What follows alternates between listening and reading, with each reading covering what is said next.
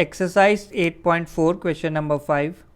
Prove the following identities where the angles involved are acute angles for which the expressions are defined. So question 5 part 9 है cosec A minus sin A into sec A minus cos A is equal to 1 upon tan A plus cot A.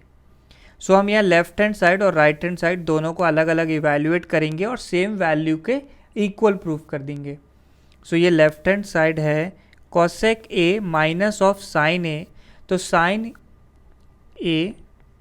A को ऐसे ही लिखे रहने दिया अभी. Next second bracket ये भी हमने सेम नोट कर लिया sec A minus of cos A. Next अब हम यहाँ पे यूज़ करने वाले हैं cosec A साइन A का ही रेसिप्रोकल होता है, तो इसे हम लिख सकते हैं 1 अपॉन साइन A और दूसरे टर्म को सेम रहने दिया sine A into next sec A का रेसिप्रोकल होता है cos, तो सेक A को लिख सकते हैं 1 अपॉन cos A और इसमें से cos A सब्ट्रैक्ट हो रहा है. सो ये वैल्यू बनती है, दोनों ब्रैकेट्स में अलग अलग एलसीएम ले लेंगे तो ये बन जाएगा, पहला टर्म हो गया 1 minus sine square A upon sine A into दूसरा टर्म हो जाएगा 1 minus cos square A upon cos A. सो यहाँ से ध्यान देने वाली बात है कि हमारे पास आइडेंटिटी होती है sine square theta plus cos square theta is equal to 1. So यहाँ से हम लोग लिख सकते हैं 1 माइनस साइन स्क्वायर थीटा, इस वैल्यू को हम लिख सकते हैं कॉस स्क्वायर थीटा, और ऐसे ही 1 माइनस कॉस स्क्वायर थीटा को हम लोग लिख सकते हैं साइन स्क्वायर थीटा.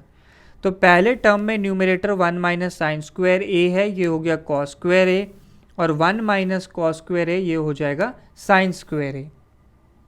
सो ये बनता है cos square A upon sine A into दूसरा टर्म हो गया हमारे पास sine square A upon cos A.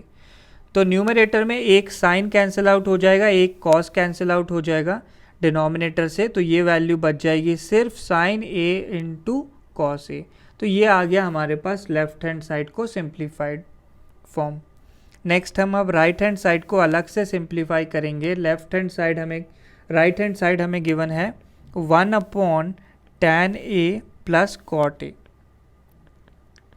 So इसे हम सॉल्व करने वाले हैं. ये बनता है 1 अपॉन, सो tan A को लिखा जा सकता है sine A upon cos A के इक्वल, प्लस कॉट A को हम लोग लिख सकते हैं cos A upon sine A.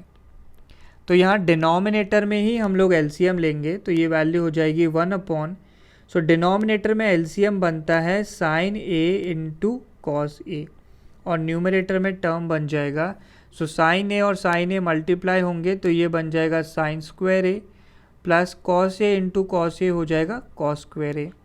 सो ये वैल्यू बन गई. तो ये जो डिनोमिनेटर का डिनोमिनेटर है sine A into cos A ये ऊपर चले जाएगा, तो ये बनता है sine A into cos A upon sine square A plus cos square A. तो हम आइडेंटिटी पहले ही लिख चुके हैं, sine square theta plus cos square theta is 1. तो ये जो डिनोमिनेटर में sine square A plus cos square A लिखा है ये वैल्यू हो जाएगी 1. सो हमारे पास राइट हैंड साइड की वैल्यू आ गई sine A into cos A. तो क्लियरली लेफ्ट हैंड साइड भी यही आया था, राइट हैंड साइड भी यही आ गया. So LHS is equal to RHS.